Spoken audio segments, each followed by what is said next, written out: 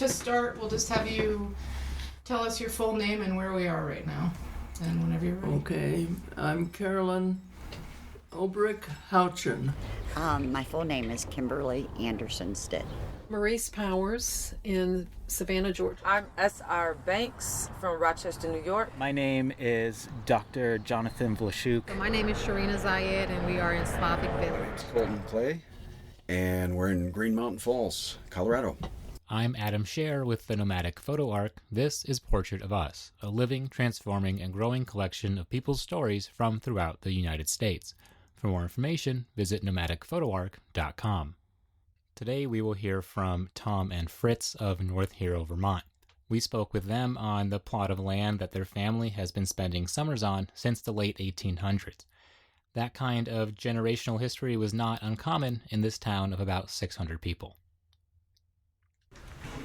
We're at the U.S. Tennis Open about 25 years ago. I had to go to the men's room, and a man came next to me, and I looked at him, it's Walter Conkright.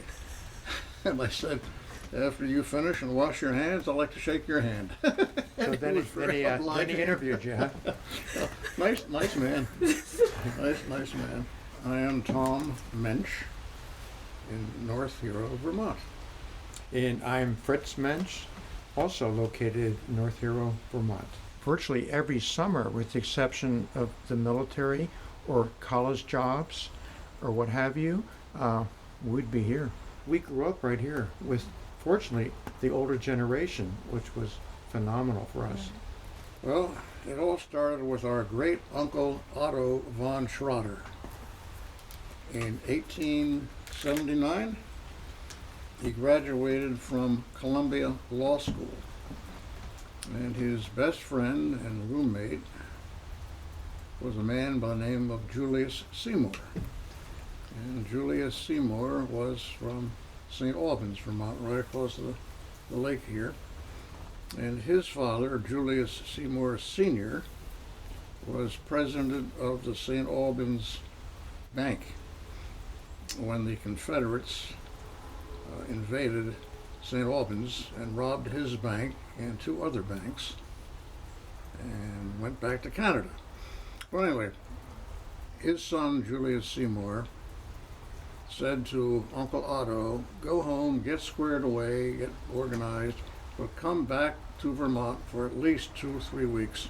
We've got the greatest fishing camp in the world in North Hero, Vermont. How in heaven's name he got here from St. Louis, Missouri, I have no idea. But he got here, and he fell in love with the area. Absolutely fell in love, and he decided that he was going to build on the point where my wife and I, Liz and I, are now. And that was all completed in 1882.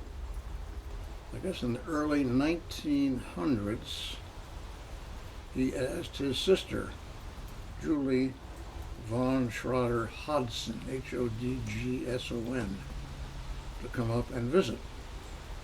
And she and her husband, Albin, readily accepted, and they came up here. And I should give you a little history. Albin Chase Hodgson was the first Confederate accepted to the United States Naval Academy, Annapolis, after the Civil War. The Big Ran, as we called her, lived to the ripe age of 93 or 4. They came up and they visited and they said, oh, this is paradise, this is heaven. We want to build here. It was a smaller version of this building we're sitting in now, but pretty much the same. Yeah, an exciting life. It was a tremendous experience. Something that Tom and myself, really cherish having been here and lived through that. I was born in July of 32, so I didn't make it that summer. But every summer after that, I was always here. I learned so much about life, so much about people, the value of work. And our grandmother taught us very young in life, if a job's worth doing, it's worth doing correctly. The value of good food, In those days, there was once a week C.B. Ryan, who was a butcher from Burlington. He had a meat truck, and he made the rounds through the island. And my grandmother got out there, and she sorted off the food and everything. So that was an experience. And he came up with the liver and the tongue and the kidneys and the brains and sweetbreads and Lord knows what. But that was a way of life and a great learning experience. Great learning experience. Yeah, which was very, very nice. It was very nice. You know, great stories. Like we talk about our great grandmother, who was the wife of Captain Hodgson, who built this. And during the days of Prohibition, they would all jump in the car and drive to Canada, Quebec, and she always wore, long black dresses and everything, sat in the back seat, and so they'd bring the bottles back, and she'd hide them under her dress. In her bloomers. And so the customs guy, respecting her age and her stature in life, he wouldn't ask her to step out and be searched. Now, so that's how they got their liquor during the Prohibition. Yeah, but one day there was a new trainee, and he asked her to stand, and the elastic in her bloomers broke.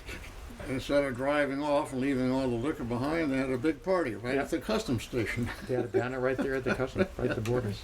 Well, the times they had were unbelievable. It hasn't changed that much in my 88 years of being here. More housing, yes, more people. But fundamentally, it is basically still the same. It hasn't changed that much. I mean, you lived in Virginia and Connecticut and Alabama during the service, and I was in the West Coast. You're very transient out there, but here you're very permanent. This is where the roots are. Yeah, definitely. No question about it, yeah.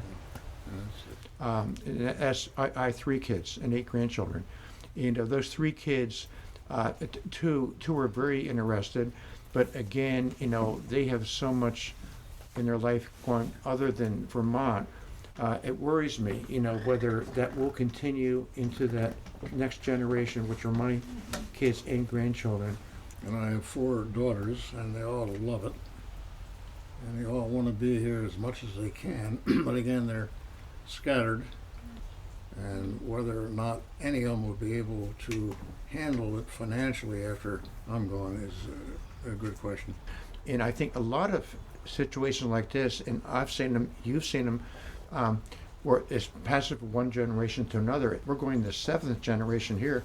Unfortunately, cannot afford to maintain the property, and you see that perhaps more often as a reason they don't continue, the reason they can't access it as easily. Personally, I sort of take it for granted, because I grew up here. I say, no, this is it. It's a wonderful thing, and fortunately, we're able to pass it on to our children and grandchildren. And of our family, my great-grandfather, Captain Hodgson, he died in Vermont. He died in Burlington. Our grandfather, Tom Covert, he died in the second cabin. My great-grandmother died at the age of 92 in the back room here, all in North Hero. And then our aunt, she died also in Vermont. Now, she sort of willed her way to come from Florida to Vermont, supposed to be a 2-week vacation. Yeah. And she came healthy off the plane, and she died up here. Gives you respect more than anything else for those who were before us and what they did and so forth. And we're trying our best to honor them by keeping things going and maintaining things. It's a labor of love, but worth every... Yeah, it's a lot of work. Every drop of sweat. That was Tom and Fritz, who we spoke with in North Hero, Vermont, one of the very first communities that we ever documented for Portrait of Us. If you enjoyed their story, we have more from North Hero and other locations up on our website, nomadicphotoarc.com. You can also find us on Facebook or Instagram at nomadicphotoarc. And as always, if you enjoyed today's show, please consider sharing it on your own social media. Because you started telling us about this chair, can you just tell us about that chair again, the rocking chair that you're sitting in? I'm sitting in Big Rand's rocking chair, and it dates back well over 100 years, and it's still going strong. Have you sat in it? No, I haven't. Well, why don't you sit here and you Give it a try. You give it a try and see what you think.